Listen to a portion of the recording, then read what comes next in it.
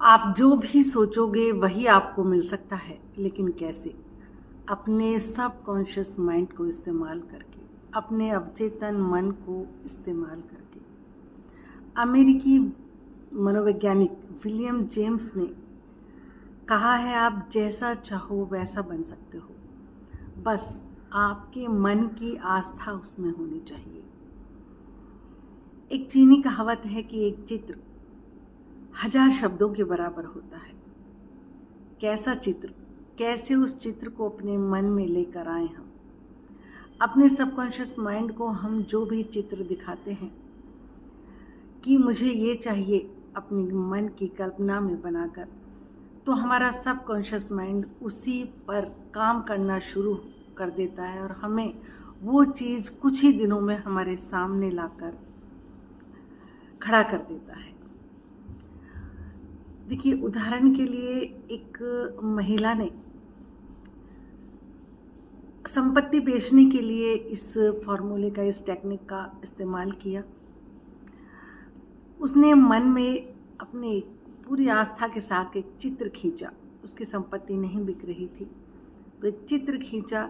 रात को सोने से पहले बिल्कुल आराम की अवस्था में उसने देखा। उसने सबसे पहले अपनी संपत्ति की कीमत तय की कि मुझे यही कीमत चाहिए अपनी संपत्ति की। और उसके बाद उसने देखा मेरी संपत्ति बिक गई है। अपने ख्यालों में, अपनी झूठी कल्पना में उसने इन सब चीज़ों को लेकर आया, और जिसने खरीदी है उसने उसको एक चेक दिया है। जितनी उसने अपने मन में रकम उसकी एक तरीके से फिक्स की थी, तो इतनी ही रकम उस चेक पर उसने लिखी हुई देखी। जिसने संपत्ति खरीदी थी उसने उसको वो चेक दिया। रात को सोने से पहले वो डेली उसने ऐसा किया, ओनली 15 डेज।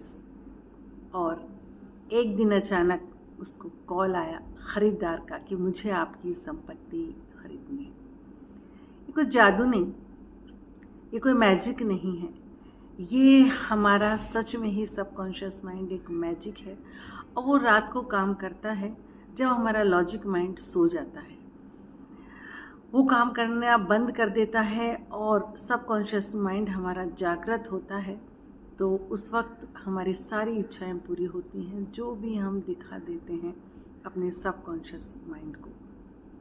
मन का जो चित्र है, मन में खींचा हुआ जो चित्र है, वो आस्था के बल पर सच होता है। आस्था के पूरे विश्वास के साथ उस मन में एक चित्र खींच लीजिए कि मुझको ये चाहिए, और रात को सोने से पहले उस चित्र के बारे में सोचकर सो जाइए। इसका एक और बहुत अच्छा तरीका है कि जो भी आपकी इच्छा है उसका एक समरी बनाकर उसको एक सेंटेंस में आप ले आइए। वो सेंटेंस कुछ भी हो सकता है, छोटा सा सेंटेंस बना लीजिए। लॉस एंजल्स की एक महिला ने ऐसा ही कहा। उसने रात को सोने से पहले उसका जो पति था वो सारी संपत्ति उसके नाम करके गया, लेकिन कुछ ही दिनों बाद उसके पति की पहली पत्नी और बेटे ने दावा किया संपत्ति पर, और वो बहुत परेशान थी कि क्या करूं। लेकिन इसने विजुअलाइजेशन की इस टेक्निक को उसने अपनाया, और उसने रात को सोने से पहले बिल्कुल आराम अवस्था में, बिल्कुल शांत होकर एक कमरे में वो लेट गई, और उसने एक ही बात कही कि दैवी शक्ति से ये सब ख़त्म हो चुका है, दैवी शक्ति से ये सब ख़त्म हो चुका है, दैवी शक्ति से ये सब ख़त्म हो चुका है। ठीक 10 दिनों के बाद उसके वकील का फ़ोन आया कि विरोधी पार्टी समझौता करने के लिए तैयार है। तो ये सारी बातें कोई झूठ नहीं।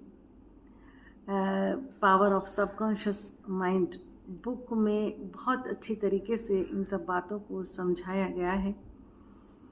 और सबसे बड़ी बात, तो आप किसी भी तरीके के एडिक्शन को भी अपने सबकॉन्शियस माइंड से दूर कर सकते हो, चाहे वो कोई भी हो। चाहे कुछ भी, आपको खाने का, पीने का एडिक्शन है, कहीं जाने का, या कुछ भी हो सकता है जिससे कि आप बहुत परेशान हैं उस एडिक्शन से, और उससे आप दूर रहना चाहते हैं। ठीक ऐसे ही करना है रात को सोने से पहले।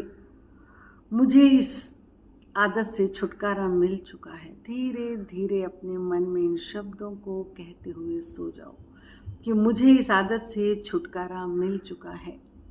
मुझे इस आदत से छुटकारा मिल चुका है। मुझे धीरे धीरे मुझे इस आदत से छुटकारा मिल चुका है।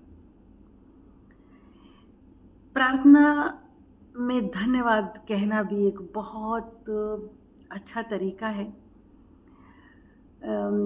हम अपने सबकॉन्शियस माइंड में बात पहुंचाने का। एक पिता ने अपने बेटे को कार का वादा किया। अभी कार नहीं दिलवाई, सिर्फ वादा किया। लेकिन बेटे ने रोज सोने से पहले अपने पिता को धन्यवाद कहा। धन्यवाद गॉड, धन्यवाद फादर, मुझे कार दिलवाने के लिए। उस कार को सोचते सोचते वो सो गया। और देखिए, सच में ही जब उसने ये धन्यवाद कहना शुरू किया, कुछ ही दिनों में उसने एक कार प्राप्त कर ली। इसी तरीके से एक और उदाहरण है power of subconscious mind book में कि ब्रोक एक निर्धन व्यक्ति था और वो हमेशा पैसे के बारे में बहुत तंग रहता था। महंगाई बहुत है, कैसे होगा, मेरे पास पैसा नहीं है, परिवार का गुजारा नहीं चल रहा है। इन सब बातों से वो बहुत परेशान रहता था। लेकिन उसने जब रात को सोने से पहले ये कहना शुरू किया, मेरी दौलत के लिए धन्यवाद, मेरी दौलत के लिए धन्यवाद। सोने से पहले उसने देखा, दौलत शब्द को बार बार दोहराया और ईश्वर को धन्यवाद कहा कि मेरी दौलत के लिए धन्यवाद, मेरी दौलत के लिए धन्यवाद। कुछ ही दिनों में उसे एक बहुत अच्छी नौकरी का ऑफर आया। देखिए, ये छोटे छोटे से उदाहरण हैं जो मैंने आपको बताए एडिक्शन के बारे में।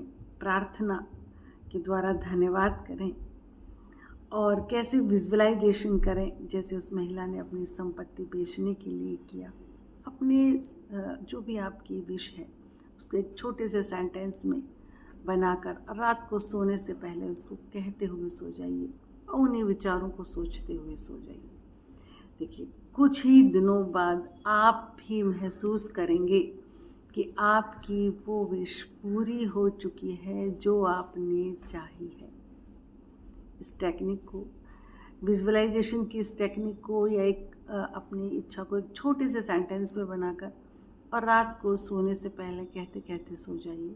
इस टेक्निक को आप ज़रूर आजमाएं और मुझे YouTube पर कमेंट करके ज़रूर बताएं कि किन किन लोगों की विश पूरी हुई। नमस्कार।